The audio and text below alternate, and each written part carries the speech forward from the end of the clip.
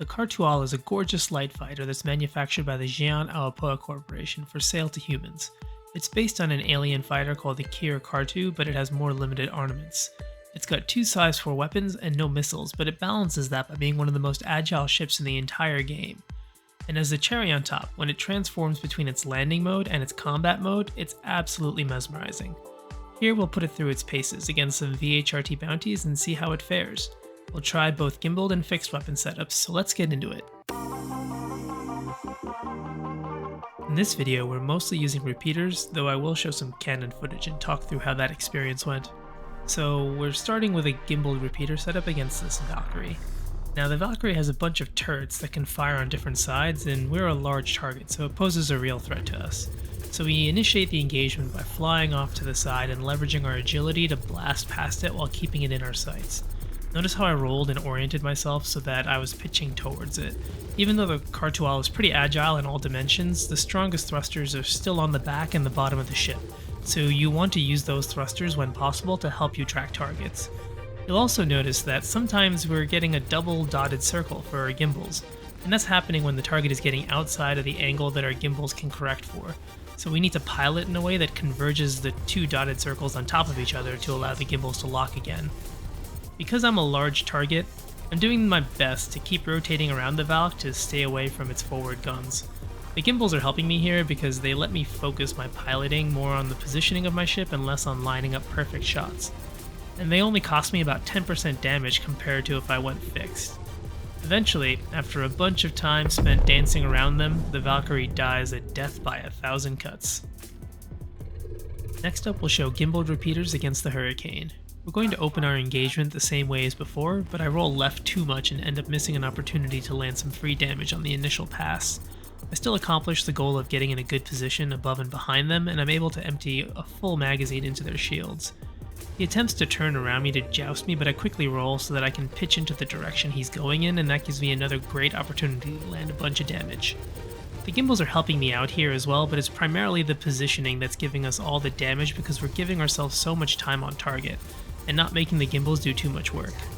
While my shields are holding, I'm barely moving so that I can land as much accurate damage as I can before the Hurricane finally makes me evade. And as I'm evading, I'm taking advantage of the Khartu-al's excellent sideways thrust to dodge incoming fire by moving to the right, while still keeping my pitch axis in line with the direction the Hurricane is moving so that I can keep tracking him easily. This lets me keep consistent damage on him and not let him recharge any shields, which is important because we don't have very high DPS and we don't want any of our progress undone. We get into a head-on situation, which isn't great for the Khartu-al, but I know he's got to be close to dead, so I commit by corkscrewing to avoid damage and let the gimbals do the hard work of tracking him while corkscrewing, and we get him. Now we'll show how we can handle a Hurricane using fixed size 4 repeaters, which will do about 11% more sustained DPS than the gimballed size 3 repeaters, assuming you can land all your shots. We end up having to chase this Hurricane a bit because the AI was being a little bit kitey.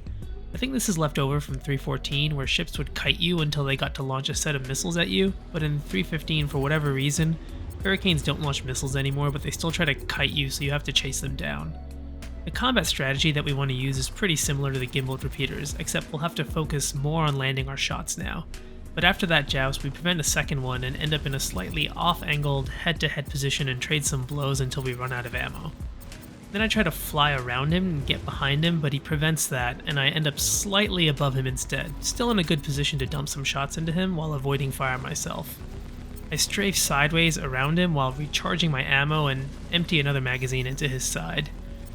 I keep strafing sideways and up while rolling slightly to try and get myself into a position above him so that I'm facing the top of his ship, which has the most surface area to make it easier to land my shots with fixed weapons.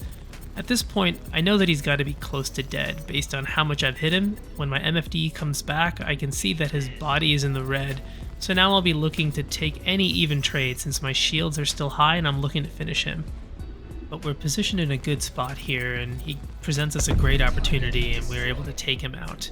It ended up taking 15 seconds longer to kill the Hurricane with fixed repeaters than with gimballed, but it's not an exact science since you don't always do damage to the same hull parts.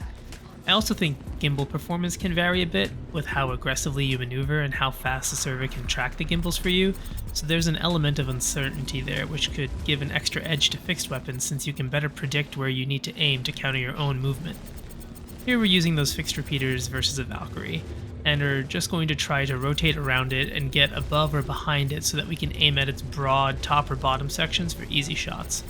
This is a great target in VHRTs for fixed weapons due to its large size, so we'll actually end up taking this Valk out 16 seconds faster than we did with the Gimballed repeaters. So you can really use whatever you'd like to use. Both gimbals and fixed weapons have pros and cons.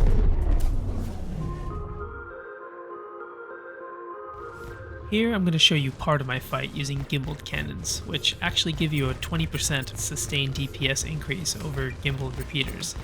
I struggle to be effective with them though, which is why I'm only going to show you part of this fight, because it actually took me a whopping 6 minutes to successfully kill this hurricane.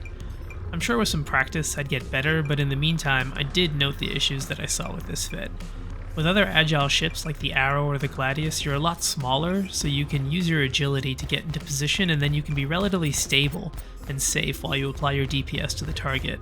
With the Khartu-al, I was able to maneuver myself into decent positions, but since I was so large, I constantly felt like I was taking fire and I was under pressure, so I kept having to maneuver to protect myself, which made it difficult to consistently apply fire. That maneuvering also made it really difficult for the gimbals to accurately lock and land those slow cannon projectile shots, since the amount you need to lead your crosshairs goes outside of the auto gimbal cone of fire. In general, I felt like the gimbaled cannons locked much less willingly than the gimballed repeaters did, and I found myself in a couple situations where I felt like I had things positioned correctly, but the gimbals didn't agree. Fixed cannons could do better, but they're hard to aim, so you can't really maneuver as much, which means you're going to be taking more incoming fire. I would consider trying gimballed cannons on smaller agile ships though, since they can probably stay in a decent firing position for longer before having to evade. So for the fit, I'll just show the gimballed repeater fit, which is what I'd probably recommend to folks who want to use the ship. I think the 10% DPS cost of getting gimbals is worth it since it'll help your time to kill on the hurricanes, which are the trickiest targets in VHRT missions. Fortunately, gimballed repeaters are the default weapon loadout, so you don't need to touch the weapons. If you want to try gimballed cannons, use the FL series cannons since they have no weapon spread. They're not available in size 4 though, so if you're going fixed cannons, go for the Omniskies since they're cheapest. The only things I recommend changing are the shields and the quantum drive. Upgrade the shields to the Grade A Industrial Palisades for their higher health, recharge rate, and ballistic damage protection. Upgrade the quantum drive to either the Atlas or the Voyage to get around the verse quickly on one tank. So this ship is an example of the numbers not telling the whole story. On paper it looks like it could be an excellent fighter, but in practice I found it hard to use. Even with its maneuverability, every time I take the ship out for a string of bounties, I always come back damaged. I think it comes back to its large size and its low DPS, which makes fights take longer, so you're out there having to dodge incoming fire for longer. Now, I'm not saying that this ship is a bad ship, but I do think it's suffering in the current state of the weapon balance. The Khartu-al has 2 size 4 weapon hardpoints, which used to enable powerful options like scatterguns and longer ranged weapons. But right now we're in the middle of an incomplete weapons rebalance, and with the current iteration, scatterguns aren't really worth using, and size 4 weapons are only 10% better than size 3 weapons, and that's left this ship lacking. And that pains me to say, because every time I look at this thing and fly it, I want it to be amazing, because it looks so cool and it's so much fun to fly. I'm hoping the weapon rebalance can get it to a good spot again once it's complete. On the plus side though, it's got great agility in atmosphere thanks to its unique vectoring thrusters, which will actively change the direction based on your strafe direction. This will become a lot more important in 3.16 because we're going to get bounties in atmosphere for the planets and moons in Stanton's system, so that might give this ship a niche to excel at alongside the other light fighters. That's all for the Khartu-al folks, thanks for watching. I hope you've liked this video. Cheers.